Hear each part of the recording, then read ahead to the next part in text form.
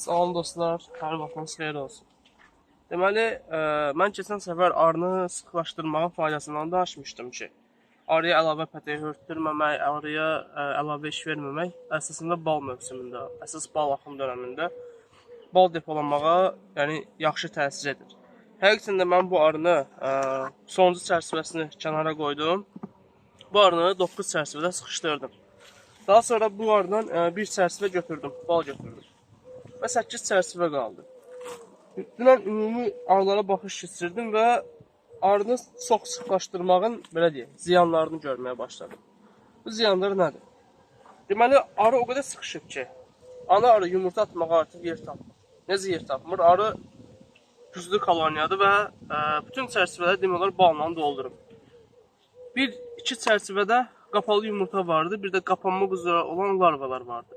Yəni, doğulan arının yerinə işçi arılar ancaq bal yığır. Yəni, ana arı yumurta ata bilmir. Və buraya mən bir dənə dünən təzə qabarmış pətək verdim. Yəni, xam yer qabarmış pətək. Bu çərçivələri göstərmək istəyirəm. Yəni, arı çox sıxışdıranda arı yumurta atmağa yer tapmır. Nəticədə bir aydan sonra arı nüfusunda çox ciddi bir azalma hiss eləyəcək. Bu çərçivə 3 kiloqramdan çoxdur. Bu hissəsi boşluğa düşüb deyə laf qabardıblar. Maşallah olsun, gözəldir. Mən göstərmək istədiyim nədir? Doğulan arının yerinə bal yığılacaq, yoxsa yumurta atılacaq, buna qərar verən koloniyadır. Yəni işçi arılardır. Oranı bal yığmaq üçün və yumurta atmaq üçün təmizləyirlər. Orada ümumi bir şərait yaradılır. Amma belə baxıram ki, burada doğulan heç bir arının yerinə yumurta atılmıyor. Baxın, qabarmış, qapalı yumurtalardır. Bir yana da olsun günlük yoxdur. Hətta larva yoxdur. Yəni, bunlar da yaxın günlərdə doğulacaq yəqin ki.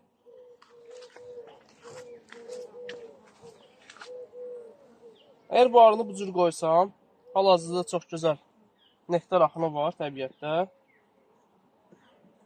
Yəni, dünənlərim bir aydır ki, pətək hörməyən, dalaq qoymayan arılar artıq dalaq qoymuşdu. Eyni qaydada burada. Günlük yoxdur. Larva yoxdur. Ancaq qapalı yumurtadır. Arı da yəni gözləyir ki, onlar doğulsun yerinə nektar yığsınlar. Çünki arının genişləmə imkanı yoxdur. Bütün hər tərəfdən mən arını sıxışdırmışam. Üstdən qalxa bilmir, kənara açıla bilmir. Təbiətdən də çox gözəl bal gəlir. Arı balı bitkiyə vermək istəmir, depolamaq istəyir.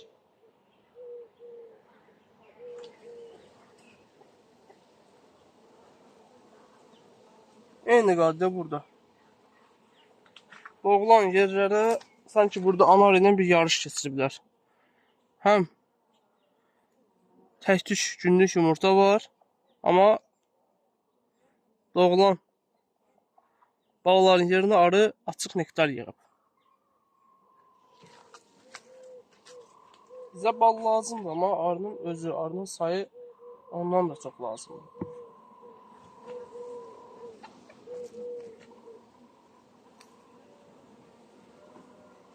Düzdür, koloniya get-gedə sezonun sonuna doğru ana arı yumurtanı azaldır.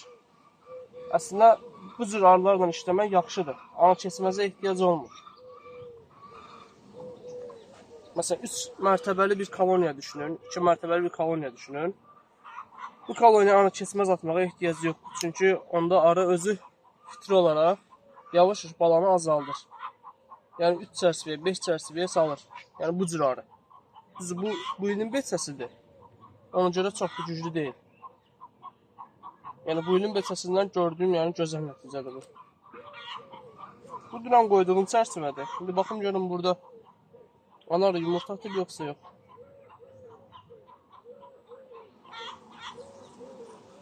Dünən qoyduğum çərçivədə arılar artıq çox gözəl bir nektar yığıblar burada.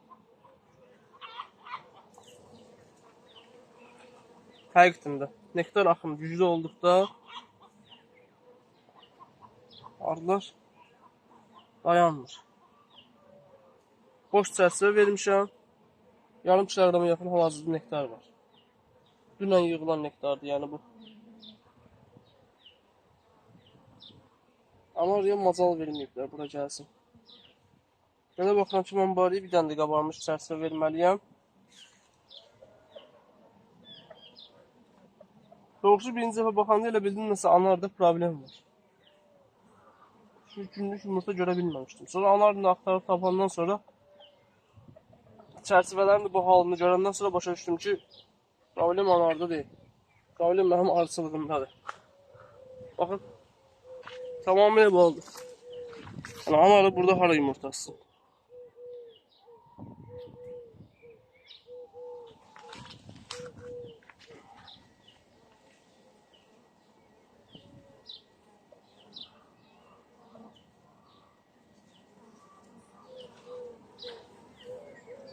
Yəni bunlar heç baxmağa ehtiyac yoxdur. Divar çərçivələrdir, tamamilə doldu. Vallahi. Mən də bu araya bir dənə çərçivə atacağam. 10 çərçivə ilə tamamlayacağam. Amma bu vaxtda araya xam pətək vermək mənə görə israfdır. Niyə görə? Arı bu xam pətəyə qabartmağa 1 kiloqram yarım bal istifadə edir, nektar istifadə edir. Mən istəyirəm ki, ona qabarmış pətək və yaxud da daha zəif koloniyadan içərisində bal olan və yaxud da necə deyim, bal olub üstü möhürlənməmiş pətəklər verim ki, arı onun davam elətdirə bilsin. Yəni bunu qabardıb arıya içən bal yığdırmaqdansa qabarmış pətək vermək daha yaxşıdır. Niyə görə? İndi hal-hazırdakı bal axınının nə qədər olacağını bilmirik. 5 gün, 10 gün. Elə vaxt olur ki, çox sürətli olur. Hava münasib keçmir. Ona görə bu vaxtın istifadə etmək lazımdır.